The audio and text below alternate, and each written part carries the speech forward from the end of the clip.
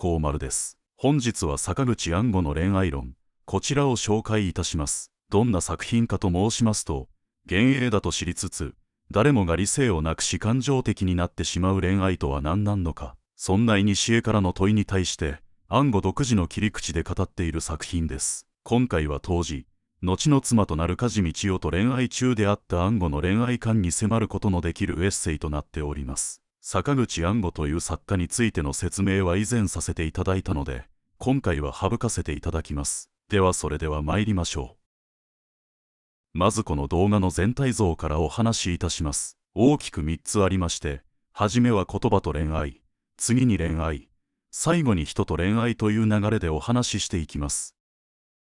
では内容に入っていきましょう。恋愛とはいかなるものか、私はよく知らない。そのいかなるものであるかを、一生の文学に探し続けているようなものなのだから。はい。一旦止めましょう。一文目から他の恋愛指南書では見られないような、身も蓋もない導入で始まります。安吾先生にすら恋愛が何であるのかがわからない。恋愛のことで悩むのは皆同じなのだ。とほっとした気持ちになりますね。攻めた滑り出しでありますが、安吾はこう続けます。惚れたというと下品になる。愛すというといくらか上品な気がする。下品な恋、上品な恋、あるいは実際いろいろの恋があるのだろうから、惚れた、愛した。こう使い分けて、たった一字の動詞で簡単明瞭に区別がついて、日本語は便利のようだが、しかし、私はあべこべの不安を感じる。すなわち、たった一語の使い分けによって、いとも鮮やかに区別をつけてそれで済ましてしまうだけ。物自体の深い機微、独特な個性的な書評章を見逃してしまう。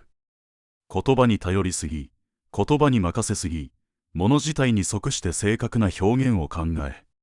つまり我々の言葉は物自体を知るための道具だという考え方、観察の本質的な態度をおろそかにしてしまう。止めます。要するに暗語は、我々人間は言葉に頼りすぎていて、物自体をおろそかにしていると言いたいのです。本来は、言葉の上に物自体が存在するのではなく、物自体の上に言葉が存在し、言葉は物自体を知るための手段でしかないということです。我々は言葉を重要視しすぎていて、その陰に隠れた物自体の観察を愚かにしていると言いたいのです。言い換えれば、人間の使い分ける多様な言葉は、私たちに物自体をすべて理解したと勘違いさせる力を持っているということです。それを、安吾は、惚れた、と、愛すという日本語の雰囲気的である言葉の性質を引き合いに出して説明しています。本文に戻りましょう。人は恋愛というものに特別雰囲気を空想しすぎているようだ。しかし、恋愛は言葉でもなければ雰囲気でもない。ただ、好きだということの一つなのだろう。好きだという心情に無数の差があるかもしれぬ。その差の中に、好きと恋との別があるのかもしれないが、差は差であって、雰囲気ではないはずである。はい、いかがでしょう。先ほど暗語は、人々が言葉に頼りすぎることで、物自体の観察を愚かにしてしまっていると主張していましたが、雰囲気的であるのは恋愛も同じだ、と述べています。つまり、恋愛は、言葉でもなければ雰囲気でもないんだよ、と、間違いなく断定できるのは、好き、という感情、ただ一つなんだよ、と、そう言いたいわけです。好きだ、という感情が恋愛における本質なのであって、それを見失ってはいけないよ、と、暗語は見失ってはいけない本質を再確認させてくれたのです。また、暗語はこう続けます。恋愛というものは常に一時の幻影で、必ず滅び、冷めるものだ、ということを知っている大人の心は不幸なものだ。若い人たちは同じことを知っていても、情熱の現実の生命力がそれを知らないが、大人はそうではない。情熱自体が知っている。恋は幻だということを。年齢には年齢の花や果実があるのだから、恋は幻に過ぎないという事実については、若い人々は、ただ、受けたまわった、聞き置く、という程度でよろしいのだと私は思う。止めます。またもや、暗語は爆弾を投下しています。恋愛は幻影である。と断定しているのです。そして、その事実を大人は経験から知っているが、若い人は知らない。恋愛は幻影であるということを知らない方が幸せであると暗号は信じているのです。だからこそ、若い人は、もし知識として、恋愛は幻影であると知っていたとしても、自分の身をもって経験するまでは知らないふりをしておけと言っているのです。本文はこう続いています。教訓には2つあって、先人がそのために失敗したから後人はそれをしてはならぬ、という意味のものと、先人はそのために失敗し、後人も失敗するに決まっているが、さればといって、だからするなとは言えない性質のものと、2つである。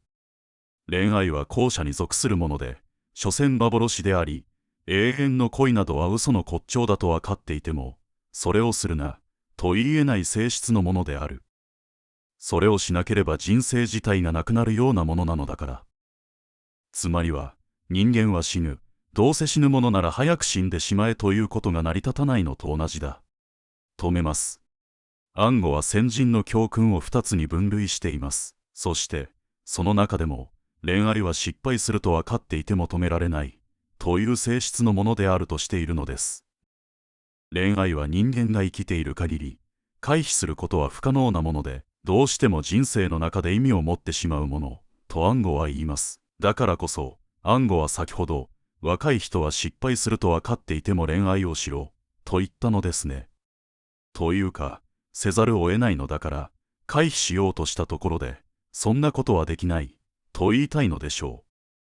本文に戻りましょう。恋をすれば、夜も眠れなくなる。別れた後には死ぬほど苦しい。手紙を書かずにいられない。その手紙がどんなにうまく書かれたにしても、猫の鳴き声と所詮は同じことなので、以上の恋愛の相は万代不易の真実であるが、真実すぎるから特に言うべき必要はないので、恋をすれば誰でもそうなる。決まりきったことだから、勝手にそうするがいいだけの話だ。初恋だけがそうなのではなく、何度目の恋でも、恋は常にそういうもので、特恋は失恋と同じこと、眠れなかったり、死ぬほど切なく不安であったりするものだ。そんなことは純情でも何でもない。1、2年のうちには、また、別の人にそうなるのだから。止めます。これは、恋に悩んでいる方にとって、刺さる文章ではないでしょうか。恋は病、とは言い得て妙で、恋をすると誰もが、周りが見えなくなって、おかしな行動をしてしまうでしょう。後から冷静になって考えると、なぜしてしまったのか、と考えてしまうような行動を。しかし、またもや暗号らしい文章で続けています。恋愛中みんなが悩むようなことは、あなただけの悩みではない。と。誰でもそうなのだから、勝手に悩めばいいだけだ。と言い放ちます。また、それが人生において何回でも起こる。というのです。恋愛とは意図せずとも何度でも繰り返してしまう。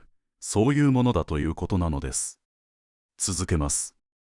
私は妻ある男が、良人ある女が、恋をしてはいけないなどとは考えていない。人は捨てられた一方に同情して捨てた一方を憎むけれども、捨てなければ捨てないために、捨てられた方と同化の苦痛を忍ばねばならないので、なべて失恋と特恋は苦痛において同化のものだと私は考えている。私は一体に同情は好きではない。同情して恋を諦めるなどというのは、第一、暗くて、私は嫌だ。私は弱者よりも、強者を選ぶ。積極的な生き方を選ぶ。この道が実際は苦難の道なのである。なぜなら、弱者の道は分かりきっている。暗いけれども、無難で、精神の大きな格闘が不要なのだ。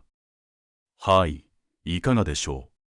ついに、暗号は不倫についても言及しましたね。そして、不倫を否定していないのが面白いですね。要するに、配偶者とは別の人に恋をした場合、その相手と一緒になったとしても、そうでなくとも、同じ苦痛を経験すると暗号は言っているのです。なるほど、恋愛を、好きだ、という感情だけである、と考える暗号にとって、自分の、好きだ、という感情に重きを置いているのがわかります。同時に暗号は、同情して諦めるのは暗く、積極性に欠けた生き方だと考えているようです。それを聞くと、暗号は不倫を否定しないだけでなく、肯定しているようにも捉えられます。たとえ、夫や妻がいても、他に好きになったら仕方ないじゃん、といった具合でしょうか。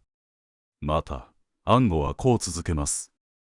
しかしながら、いかなる生理も決して万人のものではないのである。人は各々個性が異なり、その環境、その周囲との関係が常に独自なものなのだから、私たちの小説が、ギリシャの昔から証拠りもなく恋愛を堂々巡りしているのも、個性が個性自身の解決をする以外に手がないからで、何か、万人に適した規則があって恋愛を割り切ることができるなら、小説などは書くようもなく、また、小説の損する意味もないのである。止めます。どうすれば、恋愛の真理を見出すことができるのか。暗号は万人に適した規則などはないと断言しています。だからこそ、恋愛の議論はいつまでたっても、堂々巡りしているのだと。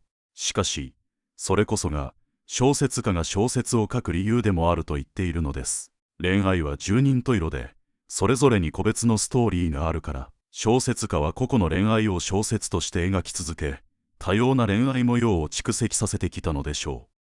続きを見ていきましょう。恋愛は人間永遠の問題だ。人間ある限り、その人生のおそらく最も主要なるものが恋愛なのだろうと私は思う。人間永遠の未来に対して、私が今ここに、恋愛の真相などを語りうるものでもなく、また我々が、正しき恋などというものを未来にかけて断じうるはずもないのである。ただ、我々は、めいめいの人生を、精一杯に生きること、それをもって自らだけの真実を悲しく誇り、いたわらねばならないだけだ。問題は、ただ一つ、自らの真実とは何か、という基本的なことだけだろう。それについても、また、私は確信を持って言い得る言葉を持たない。ただ、常識、いわゆる順風良俗なるものは真理でもなく正義でもないということで、順風良俗によって悪徳とせられること必ずしも悪徳ではなく、順風良俗によって罰せられるよりも、自我自らによって罰せられることを恐るべきだ、ということだけは言い得るだろう。止めます。いよいよ、終盤になってきました。結局、恋愛の真相を暗号は語れない、と言います。多様な恋愛の中で、個人が自分自身で、自分なりの真実を見つけるしかないのです。そして、自らの真実というのも、慣習的で人情に厚い風俗、習慣だけとは限らない、と言います。真実は、自我自らだけが決めることのできることなのだと、そういうことなのです。本文に戻ります。人は恋愛によっても、満たされることはないのである。何度、恋をしたところで、そのつまらなさがわかる外には偉くなるということもなさそうだ。むしろその愚劣さによって常に裏切られるばかりであろう。そのくせ、恋なしに、人生は成り立たぬ。所詮人生が馬鹿げたものなのだから、恋愛が馬鹿げていても、恋愛の引け目になるところもない。馬鹿は死ななきゃ治らない。